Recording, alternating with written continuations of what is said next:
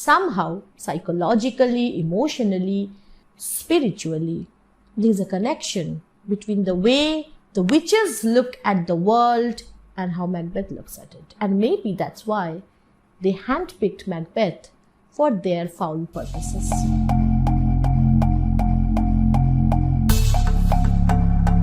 Hello everyone, welcome to Nibblepop.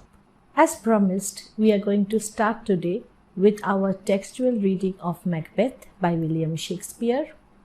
In the course of this series, what we will be doing is we will focus on the most important areas of the text, try to skip a little bit over some portions, and then focus on the important speeches, incidents, and scenes in the process. For today's class, we will be looking at the first 3 scenes of the first act and see how the play begins and how the stage is set for later developments. So stay with me till the end of this video and subscribe to my channel if you want to get notified. Press the notification bell because you wouldn't want to miss any of these lectures.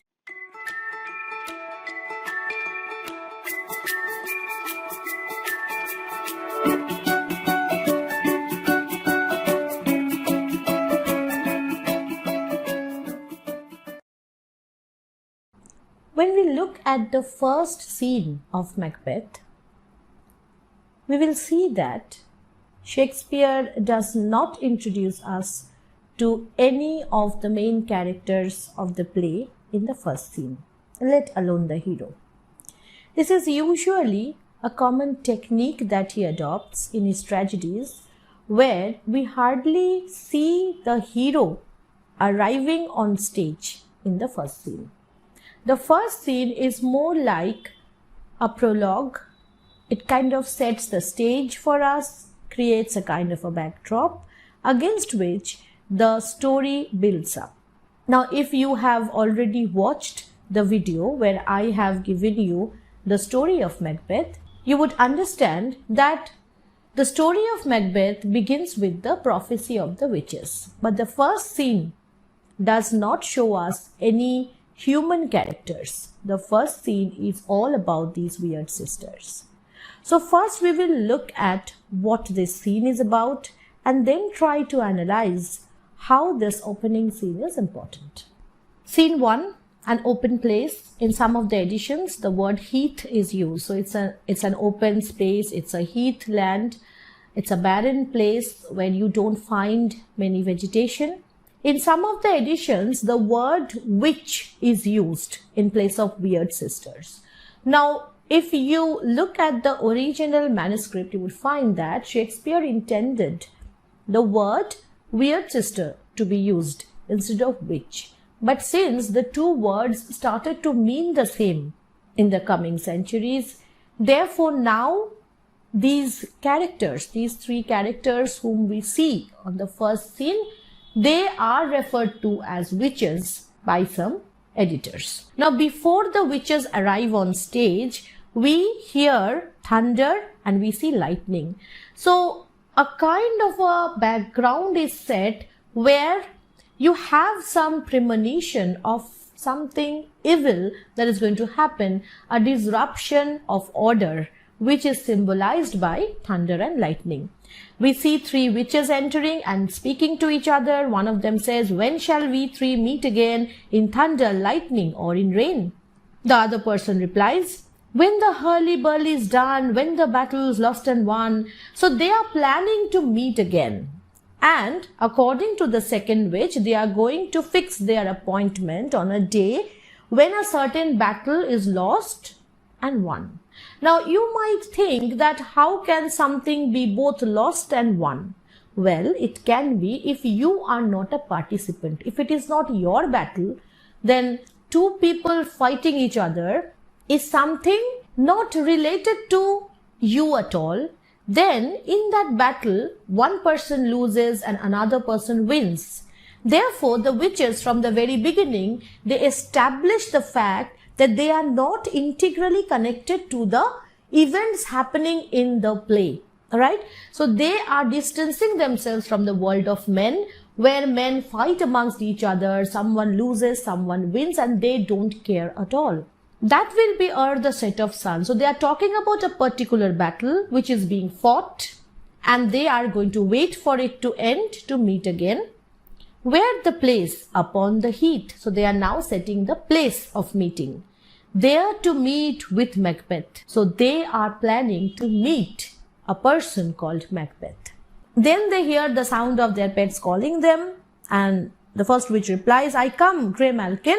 Paddock calls. So Paddock is the toad, which is the favorite of the second witch, and third witch says, "Anan." So she is also responding to somebody calling, and they disappear, and before disappearing they utter something very important. They speak together and say, "Fair is foul and foul is fair, hover through the fog and fill the air." So they are like creating a charm, and according to these lines, whatever is fair is foul. Now usually the two words fair and foul are opposite in meaning. The word fair has again two meanings. First meaning of fair is beautiful, something which is good to look at, okay? And the second meaning of fair is which is just, which is, following the rules of justice.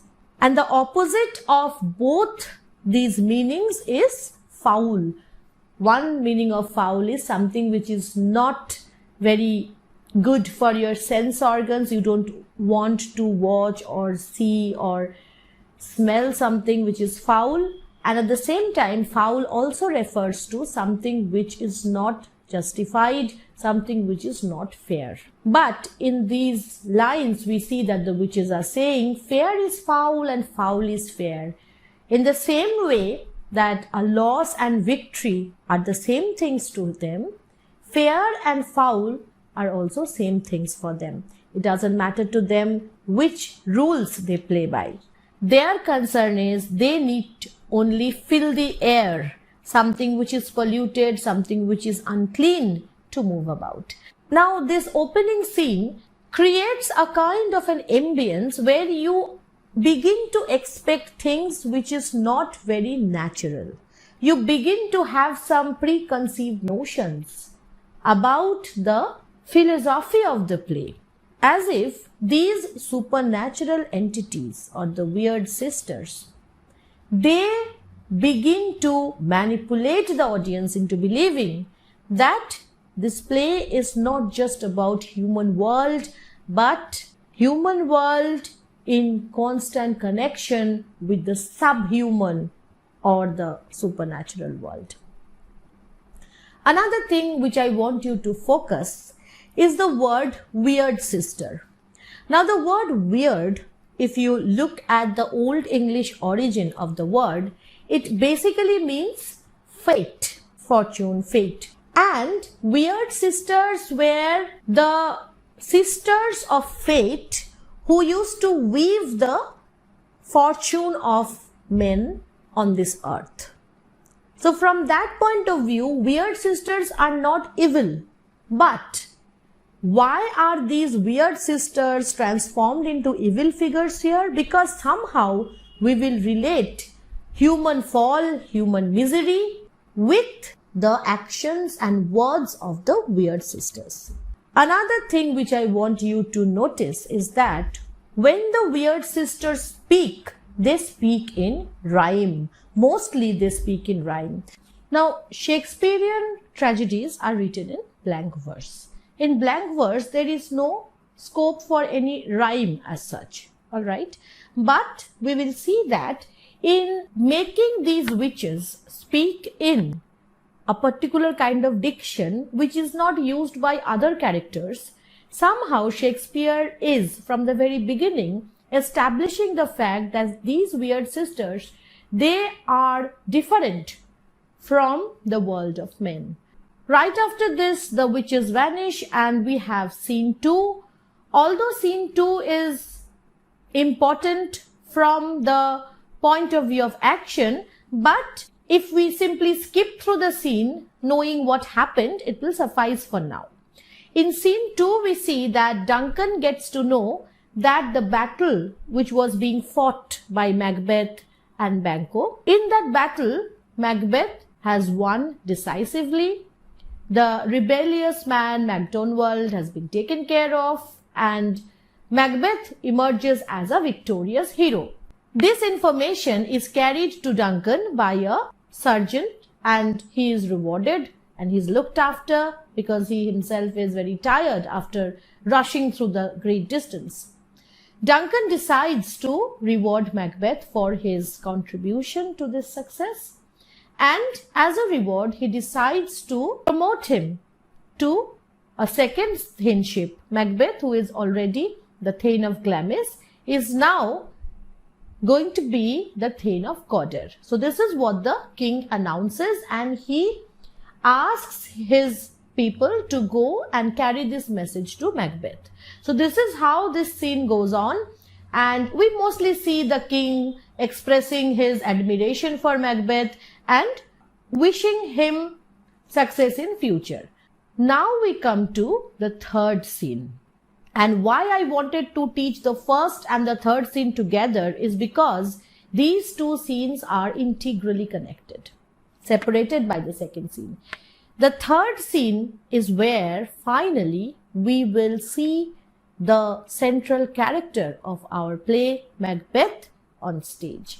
But before the arrival of Macbeth, we see the familiar three weird sisters. And now we realize that this was their meeting place which they were talking about. They converse among themselves, and just look at their conversation.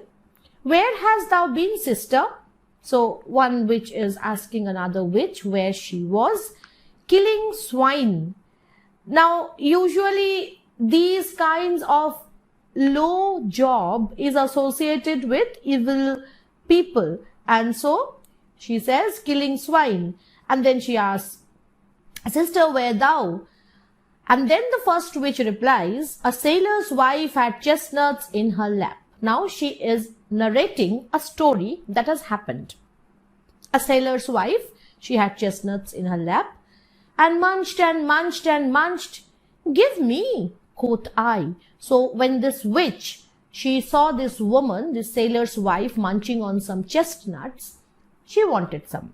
Aroint thee, witch. So this is how the sailor's wife responded, and she wanted to get rid of the witch. She did not give her any chestnut. That was an act of cruelty, although.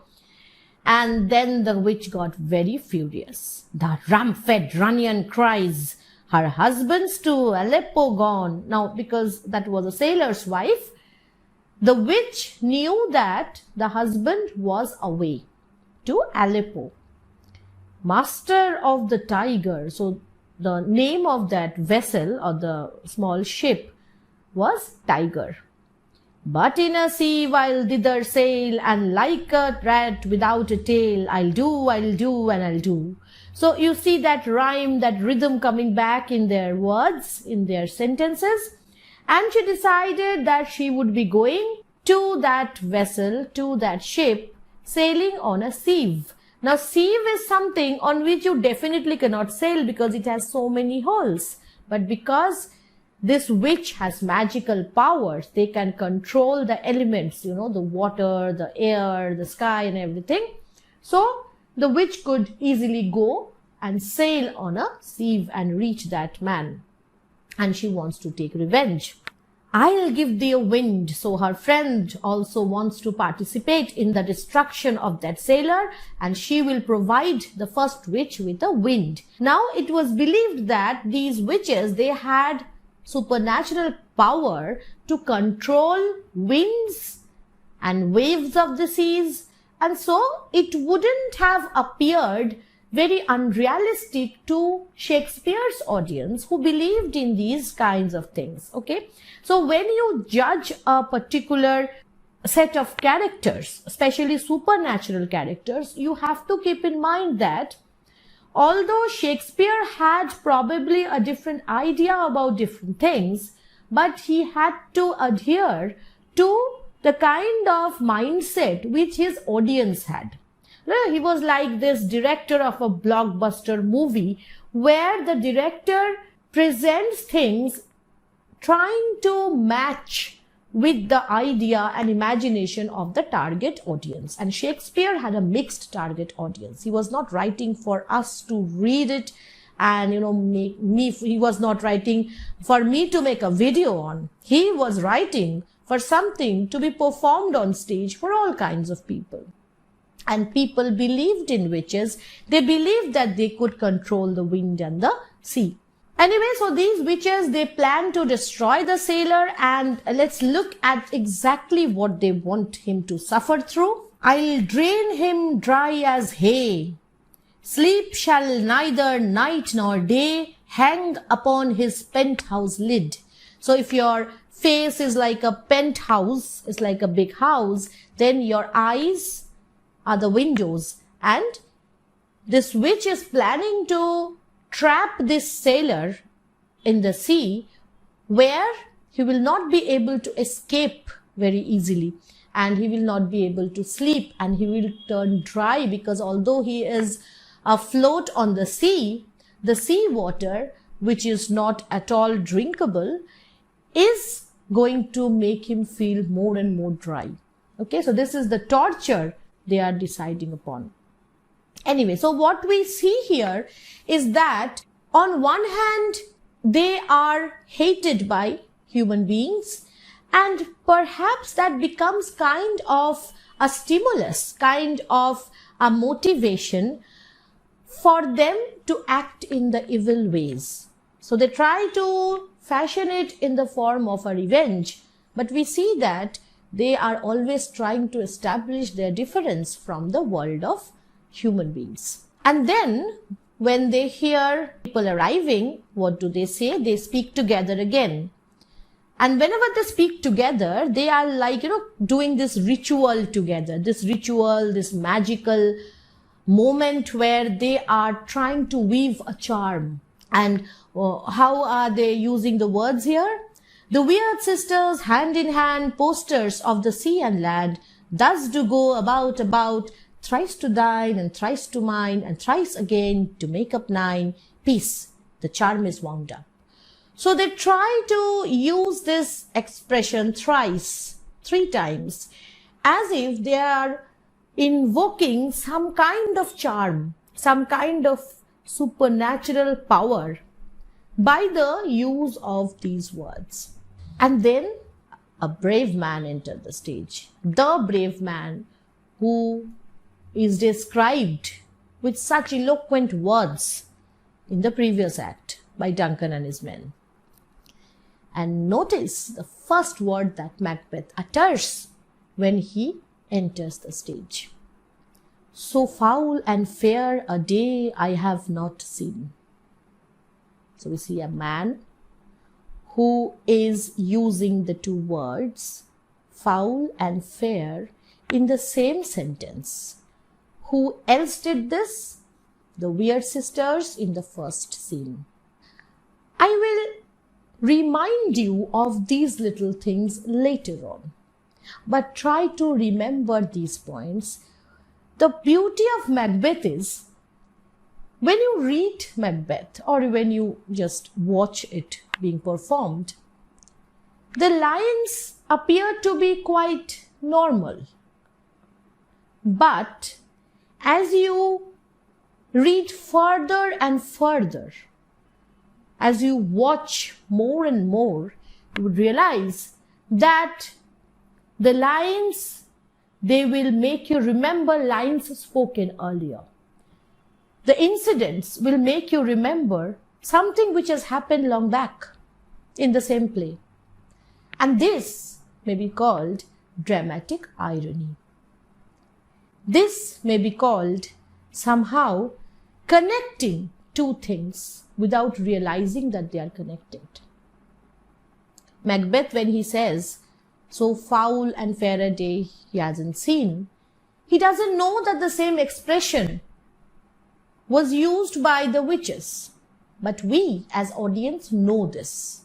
And this knowledge which we have, which the characters on stage don't, that makes us realize that somehow this is linked.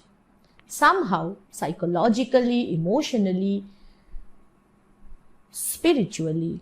There is a connection between the way the witches look at the world and how Macbeth looks at it. And maybe that's why they handpicked Macbeth for their foul purposes. It is Banquo who first notices the three weird sisters looking at them. And he describes them like this and describes them for us. What are these so withered and so wild in their attire? Attire means dress.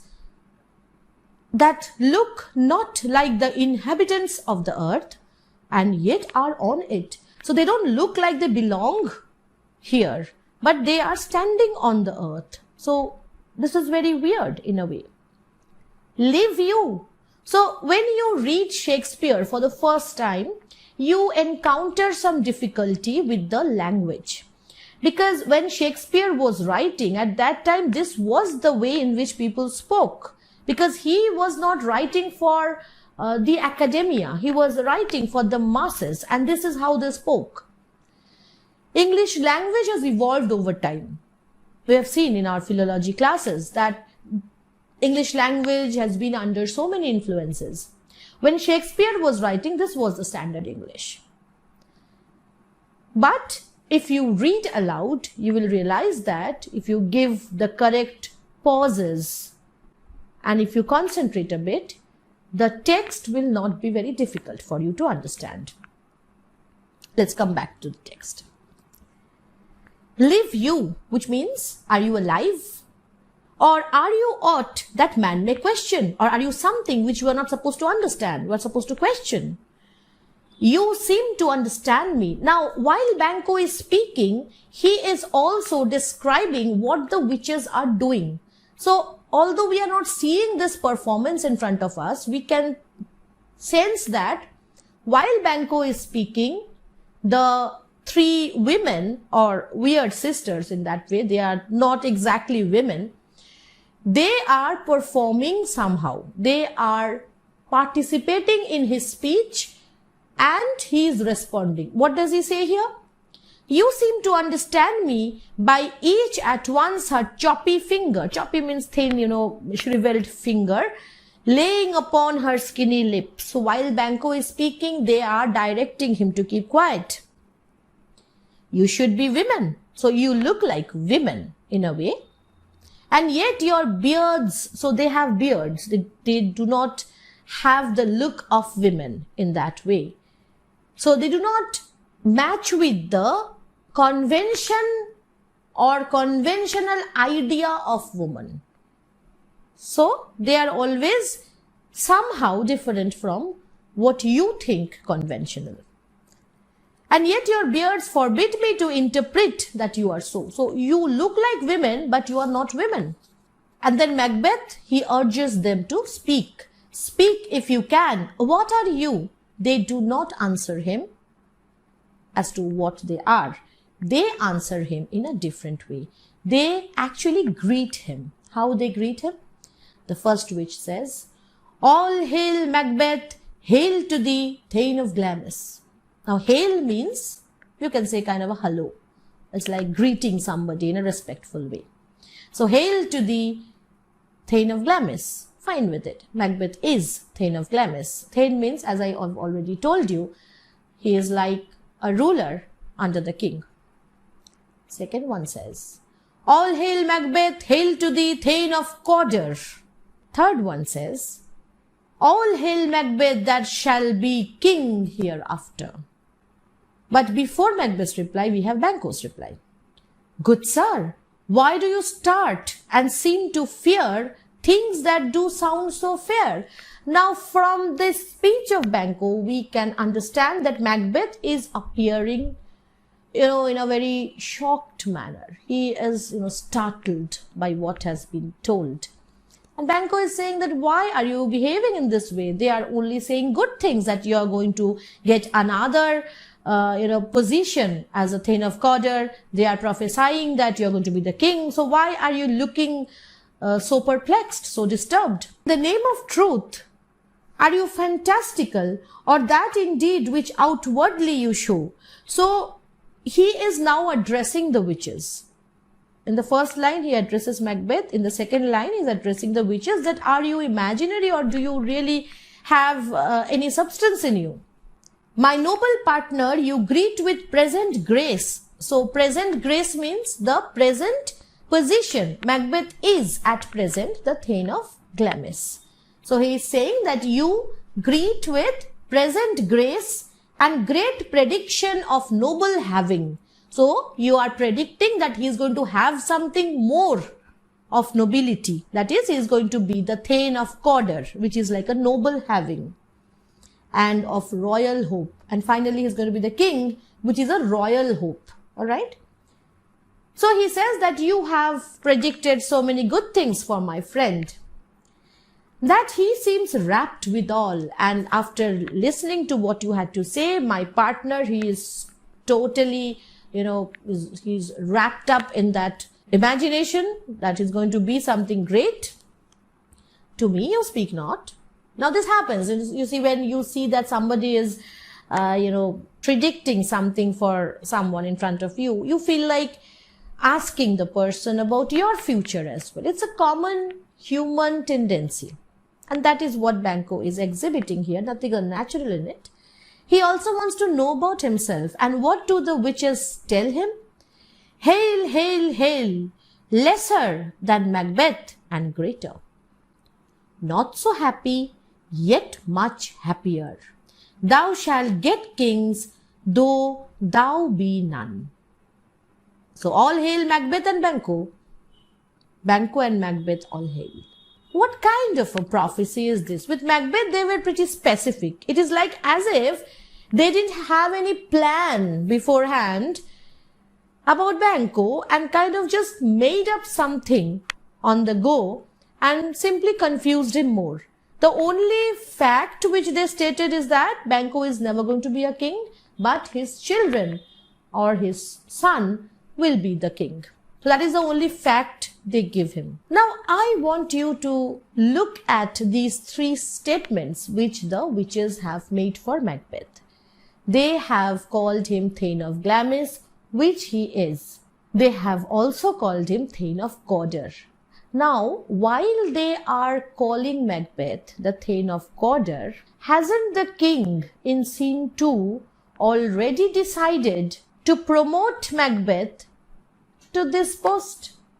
So is this a prophecy, or it is just like, you can say, telecommunication? It is perhaps, who knows, maybe they were informed about Duncan's decision. Because when they are calling Macbeth the Thane of Cawdor, Macbeth thinks that this is a prophecy. But this is actually not a prophecy, but simply an information given before the king's men arrive. Why I am asking you to note this is because the third sentence which Macbeth hears, that he is going to be the king, Macbeth begins to believe the third sentence as prophetic because he did not think that he was the Thane of Cawdor when that second sentence was uttered. Let me give you another explanation here, or explain in a more simple way. Macbeth, who was already the Thane of Cawdor, was greeted as the Thane of Cawdor, but he didn't know that he was the Thane of Cawdor. So when the king's men came and informed Macbeth in this very scene that he is going to be the Thane of Cawdor, Macbeth feels that the second sentence was a prophecy that has been fulfilled. And therefore, by association, he thinks that the third sentence is also going to be prophetic or proved correct in future. Alright? So we will simply go to this part where the king's men, they arrive, they inform Macbeth that the Thane of Cawdor, the person who was the Thane of Cawdor, he betrayed the king and is now bearing his life under heavy judgment, and he is going to be executed soon, and therefore Macbeth is rewarded with that thaneship. Now in the course of this play, we will see that this particular position, Thane of Cawdor, is pretty creepy because whoever becomes the Thane of Cawdor betrays the king, it seems, but we'll come to it later. Anyway, after this information is given to Macbeth, note his reaction. He speaks in an aside. Now, let me give you an idea of what an aside is.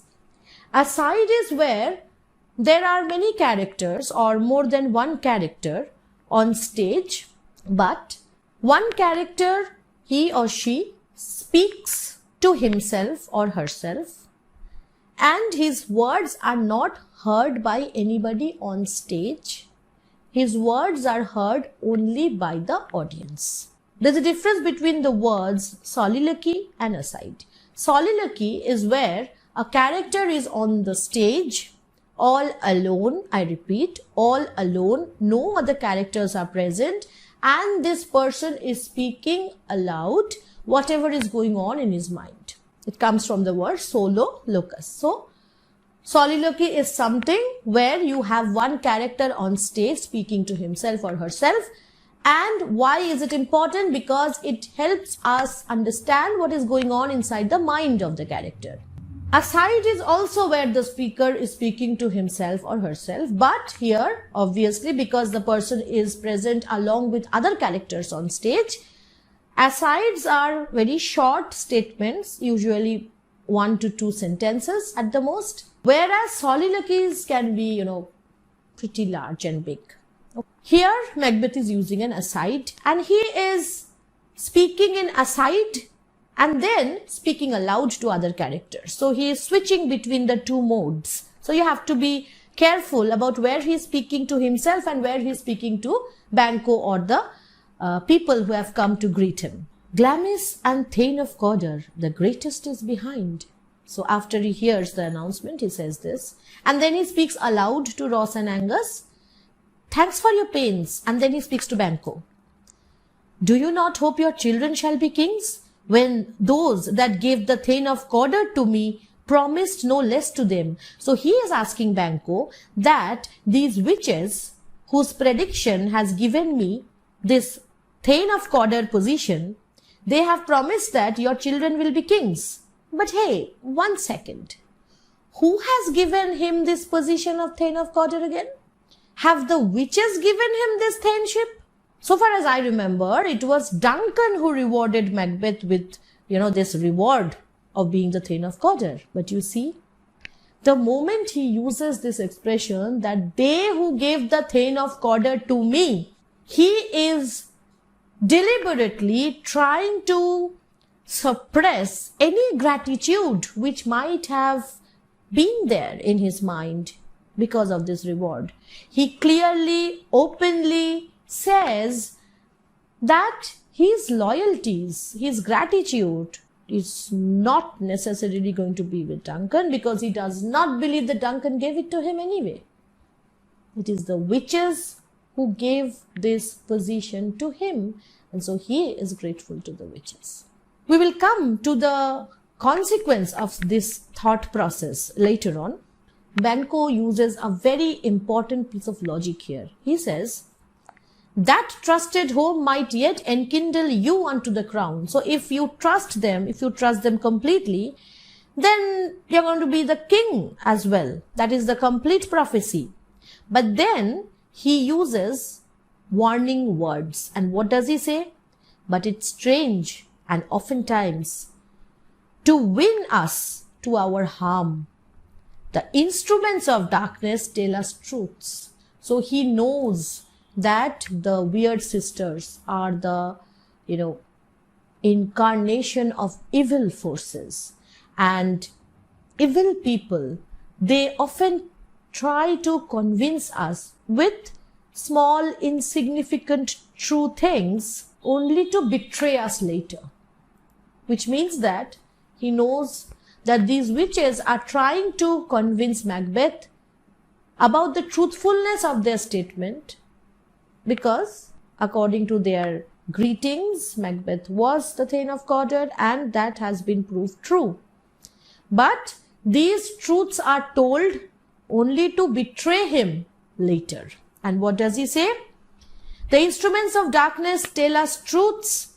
win us with honest trifles, small little things. They tell us, right, they tell us true things. To betray us in deepest consequence, because they might make us feel good about things. They might make us feel that they are to be believed. But when things of real importance comes, they will betray us. So he does not want to put his faith on the witches like Macbeth does. Macbeth continues with his aside. Two truths are told, that he is Glamis, he is Cawdor, as happy prologues to the swelling act of the imperial theme. Imperial means royal, kingly. So he thinks that this set of prophecies or set of greetings is like a drama with an imperial theme, and the action has started with his gaining the thameship of Cawdor. And then he continues with his aside, and usually, as I had told you, asides are short statements, but we find that he is going on talking with himself. And this is very unusual because he is speaking as if he is the only person on stage. He doesn't even care what the other people on stage are thinking, that he is so wrapped in his own thoughts. And what is he saying? This supernatural soliciting means instigation by the witches, this statement made by the witches, cannot be ill, cannot be good. So again, that juxtaposition of opposite things, fair, foul, good, ill. So you see here, he is participating in the same kind of convoluted value system, complicated value system, where he is not sure about what is good and what is bad anymore. And he's trying to justify his statement by saying, if ill, so if this, prophecy is bad, if it is ill, why hath it given me earnest of success? Then why hath it turned true? What kind of logic is this? I mean, from where does he get this logic that something has been proven true means that it is good? When the coronavirus outbreak started, people predicted that it's going to reach its peak and all. There's going to be a second wave and all. That was a prediction. It has turned true. Now, does that mean this is all good? No. Good has nothing to do with true. And the point is, he's trying to justify this to himself. I am Thane of Cawdor. If good, now he is doubtful that if this is good, if this prophecy is good, if the witches are good, then why am I feeling so scared? Why am I feeling so bad about it? Why do I yield to that suggestion? There is some suggestion going on in his mind. Whose horrid image doth unfix my hair and make my seated heart knock at my ribs. He is having almost like panic attacks. Against the use of nature means something he's supposed to do against what a normal person would do. Why is he thinking in those lines? Why does he think that this prophecy is going to make him do something unnatural? Present fears are less than horrible imaginings. So he's imagining something so horrible that he can't even express it. My thought, whose murder yet is but fantastical. Whose murder, in this case, we should read it as, my thought, where murder yet is but fantastical. So he's thinking about killing somebody. And that is in imagination right now. That is not reality yet. Shakes so my single state of man, and the thought of killing a particular person to fulfill the prophecy. You can very well guess whom he needs to kill to become the king, obviously the king. And this whole thought is making him feel this kind of panic. Shake so my single state of man that function is smothered in surmise. Surmise means thought. Function means action. That he's thinking so much and he is totally panic stricken by this whole idea of murdering the king that he cannot actually do anything right now. And nothing is. But what is not? He's trying to shake off this idea that, all right, this is not yet done, so this is not yet done. So I'm not going to think about this. And then Macbeth says something very important here. And try to remember this sentence which he uttered, because when you will be accusing him of a lot of things later, maybe this word will try to redeem him somehow, at least in this position. He says, if chance will have me king, chance means fate. If chance will have me king, why? Chance may crown me without my stir. Which means that when he can become the Thane of Cawdor without doing anything wrong, then he can also become the king without doing anything at all, because if the prophecies are going to be true, they are going to be true. So here we see the voice of humanity, the voice of logic, trying to raise its head in his mind. And later we will see how and why this voice gets suppressed. Okay? Anyway, so now that Banquo sees Macbeth in a confused state, he decides that he is probably overwhelmed by all this new honor which has been given to him. But at the same time, he knows Macbeth. They are friends, remember? Banquo, Macbeth and the king's men, Ross and Angus, they leave the stage, and that brings this scene to a close. Act 1, Scene 1 and Scene 3 are connected to establish that Macbeth is going to be about this constant clash between the world where values are in the right place and the world where values are confused. We will see how Macbeth is going to fall from grace because he does not follow the logic and the good sense which we see in him in the third scene of the first act. I'll see you again in the next class. Hope you stay tuned till then. Do let me know in the comment section if you have any problems with these three scenes. Hope to see you all very soon again. Stay safe. Stay at home as much as you can. Bye-bye.